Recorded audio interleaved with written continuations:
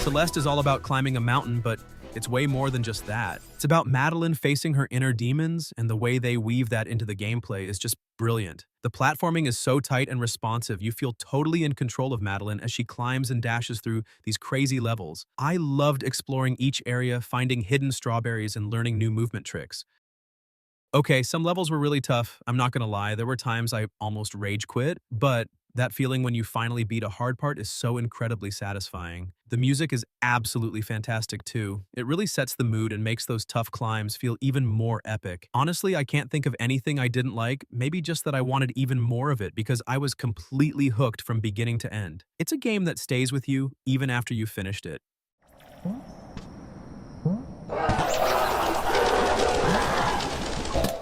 There's something really special about Animal Well.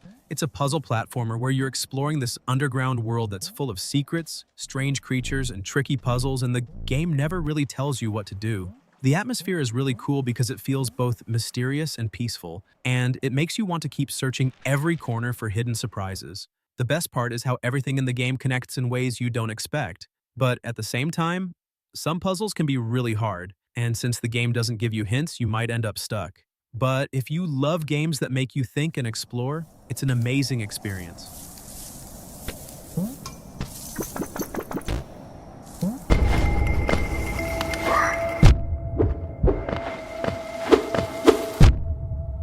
Hollow Knight is this amazing Metroidvania game where you explore this huge interconnected world as a silent knight. It's got this beautiful hand-drawn art style that's both creepy and charming, and the world just feels so alive and mysterious. The combat is really fun too. It's challenging, but fair, and there are tons of different abilities and charms you can find to customize your playstyle. I love discovering all the hidden areas and uncovering the secrets of Hollow Nest. It's a world that's just begging to be explored. Some of the boss fights were seriously tough. I spent ages trying to beat some of them, but that feeling when you finally take one down is incredible. Honestly, I don't really have any complaints. The game is just so well made and polished. Maybe if I had to nitpick, I'd say some areas can be a little confusing to navigate at first, but even that adds to the sense of exploration. It's a game that I can see myself coming back to again and again. Onward and upward. So I finally got around to playing Super Mario Bros. Wonder, and honestly, it was such a fun surprise. I mean, I knew it would be good, but it was even better than I expected. The way they've mixed up the classic Mario formula with these crazy new Wonder Flowers is brilliant. Some of the level transformations are just wild, and the new badges add a whole other layer of fun. That Goomba looks so sweet. Well then.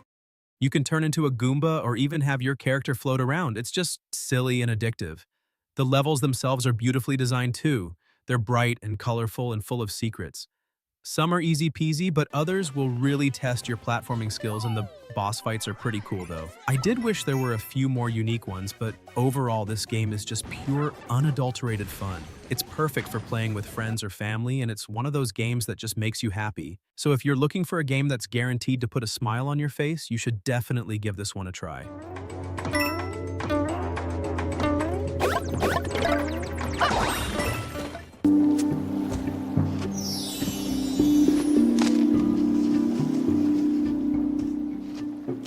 Unravel 2 is a puzzle platformer where you and a friend control two tiny yarn creatures connected by a single thread, and together you have to solve puzzles and make your way through a beautiful, nature-filled world.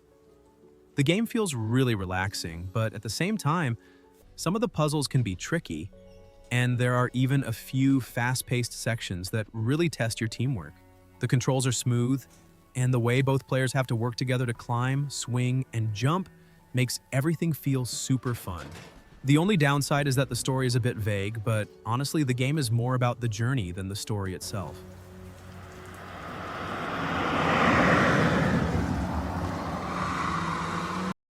Pentiment is a really unique game where you play as an artist in 16th century Bavaria and you get to investigate a murder. It's not your typical murder mystery, though. It's more about the characters and their lives, and the choices you make really impact the story and how it unfolds. I loved the art style. It looks like an illuminated manuscript, and it gives the game this really distinctive look. The writing is excellent too. The dialogue feels very natural, and the characters are all well developed. It's not a fast-paced action game, it's more about talking to people, exploring the town, and piecing together clues. Honestly, I don't really have any major complaints. It's a very well-crafted game. Maybe if I had to say something negative, it's that it's not for everyone. If you're looking for a lot of action, this might not be your cup of tea. But if you enjoy story-driven games with interesting characters and meaningful choices, then I highly recommend it. It's definitely a game that makes you think.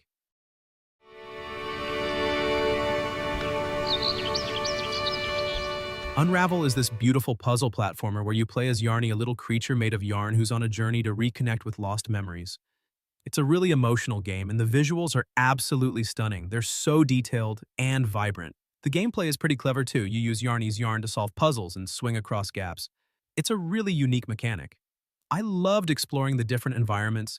Each one feels so distinct and tells its own little story. The puzzles are generally well designed. Some can be a little tricky, but they're never too frustrating. If I had to nitpick, I'd say the story is a little bit vague. At times, it could have been nice to have a bit more context. But overall, it's a really charming and heartfelt game. If you're looking for a relaxing puzzle platformer with gorgeous visuals and a touching story, then I definitely recommend giving it a try.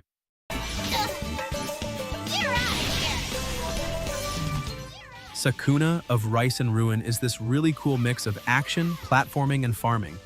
You play as Sakuna, a spoiled harvest goddess who gets banished to a dangerous island and has to learn to cultivate rice and fight monsters.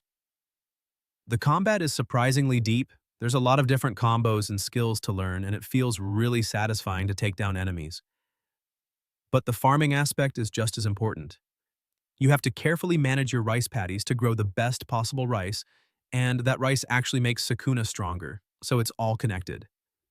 I loved the art style. It's really vibrant and colorful, and the characters are all charming. It can be a bit grindy at times. You do spend a lot of time tending to your rice, and some of the combat challenges can be tough. But overall, it's a really unique and enjoyable game. If you like action games with a bit of a twist, or if you've ever wanted to try virtual rice farming, then I definitely recommend checking it out.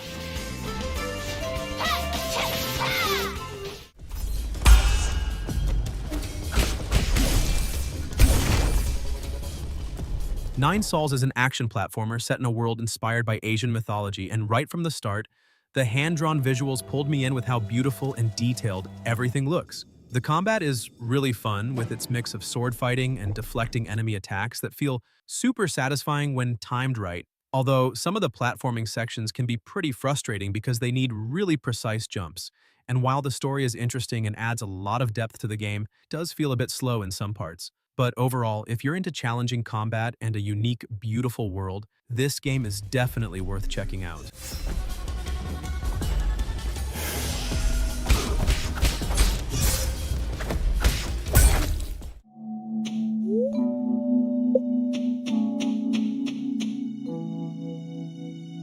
Stardew Valley is a farming sim that starts with you inheriting a broken-down farm, and from there, it's all about turning it into something beautiful. You grow crops, raise animals, make friends, explore caves, and even build relationships with the townspeople. The best part is that there's no right way to play. Some people focus on farming, others on mining or fishing, and some just want to get married and start a family. The game is relaxing, but time moves fast, so planning your days can be a little tricky at first. The pixel art is beautiful, the soundtrack is cozy, and once you start playing, it's really hard to put down.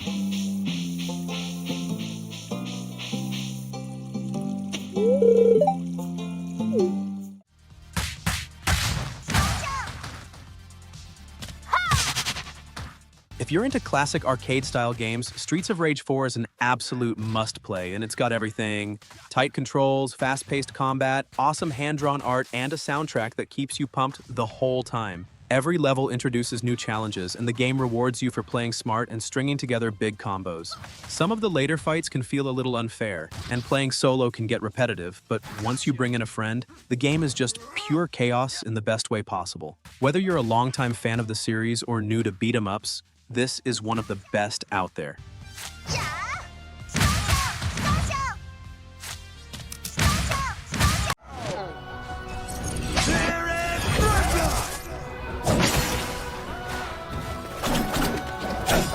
So I finally got around to playing Prince of Persia: The Lost Crown last month, And honestly, this game surprised me with how good it is. The combat is super smooth and satisfying, like you really feel every hit, and the platforming is so much fun. Zipping around the world feels great. Exploring the different areas is a treat. They're all so well designed. And the story, while not groundbreaking, is actually pretty engaging. I found myself wanting to know what happened next.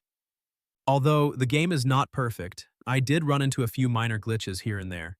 Nothing game-breaking, but a little annoying, and the boss fights, while cool, could be a bit repetitive sometimes.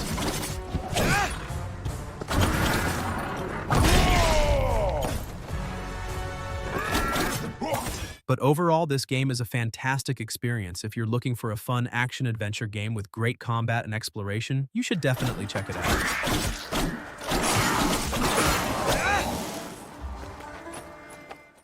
Cuphead is this incredibly stylish run-and-gun game where you play as these two cartoon cups who made a deal with the devil and now have to fight a bunch of crazy bosses to repay their debt. The visuals are absolutely amazing. It looks like a 1930s cartoon brought to life.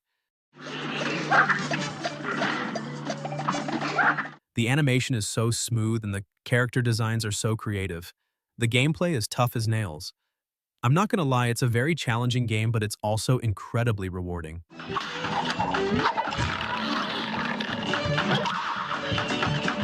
Each boss fight is like its own unique puzzle. You have to learn their attack patterns and figure out how to dodge them. I love the variety of weapons and abilities you can unlock. It can get frustrating at times, you'll die a lot, but that feeling when you finally beat a boss that's been giving you trouble is just so satisfying. Honestly, the only real downside is that it's a very difficult game, so it might not be for everyone. But if you're up for a challenge and you appreciate beautiful art and tight gameplay, then I highly recommend giving it a shot.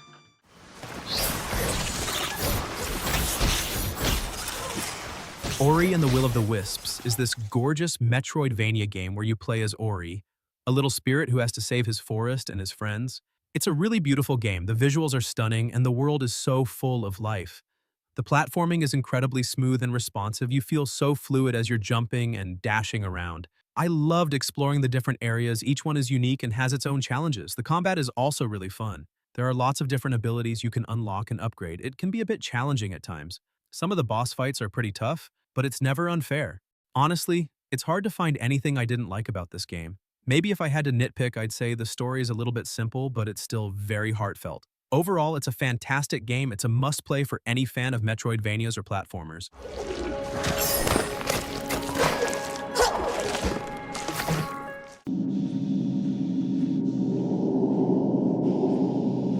Little Nightmares 2 is this super creepy and atmospheric puzzle platformer where you play as Mono, a little boy with a paper bag on his head, and you team up with Six from the first game to escape this terrifying world. It's a really suspenseful game, and the atmosphere is just incredible. It's full of these unsettling visuals and sounds that really get under your skin. The puzzles are well designed and they make good use of the environment. I loved the way the story unfolds. It's very mysterious, and you're constantly trying to piece together what's going on. It's definitely a scary game.